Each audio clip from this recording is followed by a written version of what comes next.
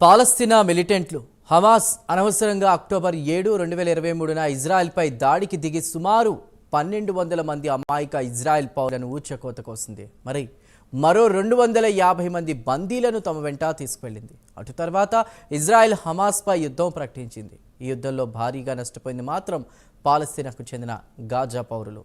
గత 16 నెలల నుంచి కొనసాగుతున్న యుద్ధంలో గాజా పూర్తిగా నేలమట్టమైంది.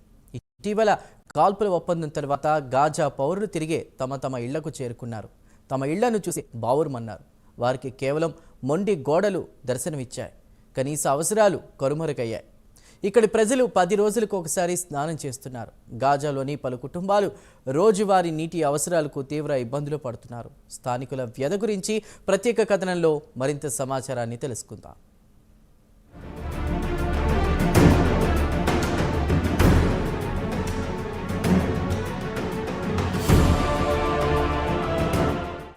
ఇజ్రాయెల్ హమాస్ యుద్ధంలో తీవ్రంగా నష్టపోయింది మాత్రం గాజా పౌరులు.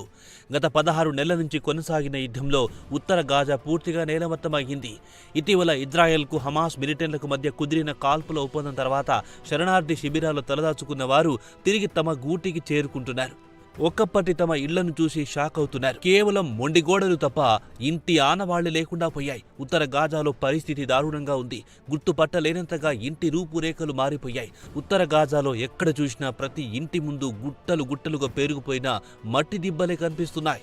ఇక్కడి యువత నీటి కోసం తీవ్ర ఇబ్బందులు పడుతున్నారు. 10 రోజులకోసారి స్నానం చేయాల్సిన దయనీయ పరిస్థితుల్లో కుటుంబాలు కాలం వెళ్లదీస్తున్నాయి. కూలిపోయిన తమ ఇళ్ల పక్కనే గుడారాలు వేసుకుని కుటుంబాలు బిక్కుబిక్కుమంటూ కాలం గడుపుతున్నాయి.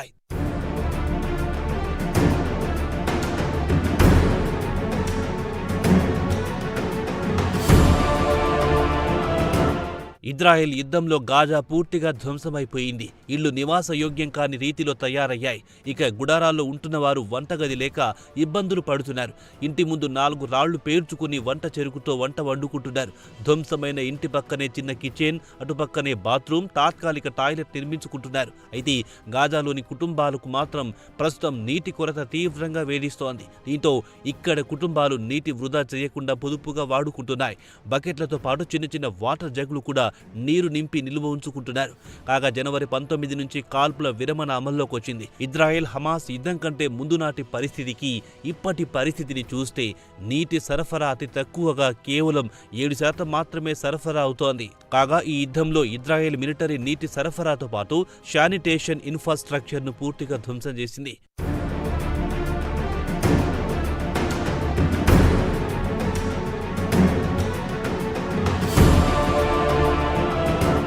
నీటి అవసరాలకు కుటుంబాలు మొత్తం కలిసి బకెట్లు తీసుకుని నీరెక్కడ దొరుకుతుందో అక్కడికి పిల్లల నుంచి పండు ముసలి వరకు చేతిలో పరుగులు తీస్తున్నారు. నీటి కోసం గాజా ప్రజలు తీవ్రంగా ఇబ్బందులు పడుతున్నారు. యుద్ధం జరిగినంత కాలం ఐక్యరాజ్య సమితి నిర్మించిన గుడారాల్లో కాలం గడిపిన గాజా పౌరులు తర్వాత తమ ఇళ్లను చూసి షాక్ అయ్యారు.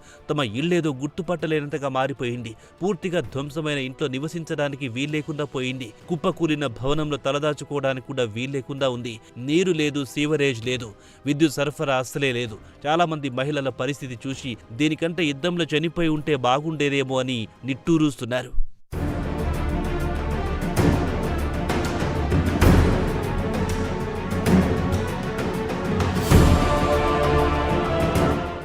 వాటర్ ట్యాంక్ వస్తే నీటి కోసం ఇంటిల్లిపాది అందరూ పరుగులు తీసి క్యూలో నించుని నీరు తెచ్చుకోవాల్సి వస్తోంది. నీరొచ్చే సమయానికి పోలేదంటే నీటి కోసం తీవ్ర ఇబ్బందులు పడాల్సిన పరిస్థితి. ఉత్తర గాజా పౌరులు నీటి కోసం తీవ్ర ఇబ్బందులు పడుతున్నారు. గాజా మున్సిపాలిటీ దెబ్బతిన్న పైప్ లైన్లను పునరుద్ధరించడం లేదు. స్థానిక అధికారులు కానీ, అంతర్జాతీయ సమాజం కానీ, దాతలు కానీ, హ్యుమానిటేరియన్ గ్రూపులు కానీ ఎవరో ఒకరు ముందుకొచ్చి తమ నీటి సమస్యను తీర్చి ఆదుకోవాలని ఉత్తర గాజాకు చెందిన మహిళలు అభ్యర్థిస్తున్నారు. కుటుంబంలో ప్రతి ఒక్కరికి నీటితోనే అవసరం. ప్రస్తుతం నీరు అపురూపంగా మారింది.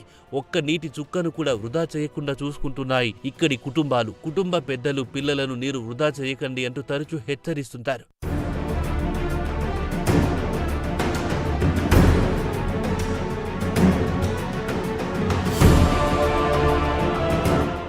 నీరు లభించక చాలా కుటుంబాలు కుటుంబంలో ఒకే ఒక్కరు మాత్రమే స్నానం చేయాలని నిబంధన విధించుకుంటున్నారు. దీంతో కొన్ని కుటుంబాలు 10 రోజులకోసారి మాత్రమే స్నానం చేయాల్సిన పరిస్థితి ఏర్పడింది. అలాగే కుటుంబంలో రోజుకు ఒకరు మాత్రమే బట్టలు ఉతుక్కోవాలనే నిబంధన ఖచ్చితంగా అమలు చేసుకుంటున్నారు.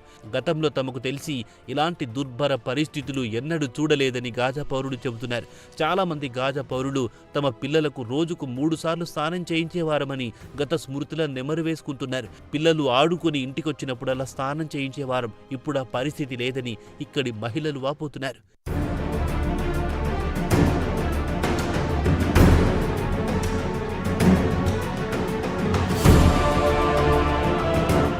ప్రస్తుతం గాజాలో కనీస అవసరాలు కూడా తీరడం లేదు. నల్లా నీరు లభించిందంటే అదో పెద్ద లగ్జరీ కింద భావిస్తున్నారు ఇక్కడి పౌరులు. స్నానం చేసి శుభ్రంగా ఉందామంటే ప్రస్తుతం కుదరడం లేదు.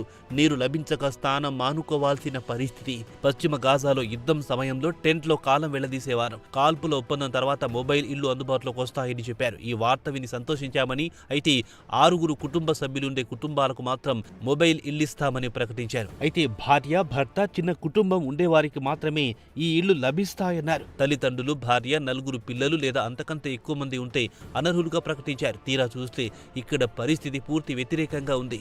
మొబైల్ ఇళ్లు కానీ, ఎలాంటి సేవలు కానీ, ఇళ్ల నిర్మాణం కానీ, నీరు కానీ, కూలిన ఇళ్లు శిథిలాలను తరలించేవారు లేకుండా పోయారు. కాల్పుల విరమణ అమల్లోకి వచ్చింది. మీ ఇళ్లకు వెళ్ళండి అంటే ఇక్కడొచ్చి ఏం చేయాలో అర్థం కాకుండా ఉందని గాజా పౌరులు ఆవేదన చెందుతున్నారు.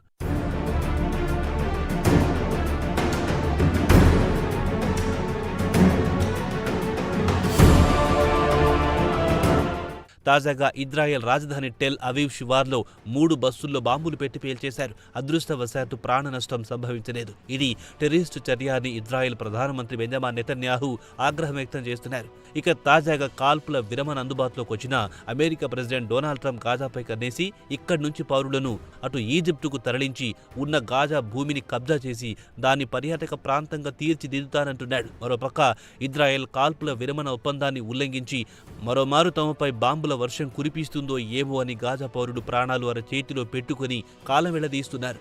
ఇటు కనీస అవసరాలు లేకుండా మరోపక్క ఇజ్రాయెల్ ఎప్పుడు ఏ సమయంలో దాడులు చేస్తుందో అని భయంతో నిద్ర పట్టక నరక యాతన అనుభవిస్తున్నారు గాజా పౌరులు. మరి వారిని ఆ అల్లాయే కాపాడాలి.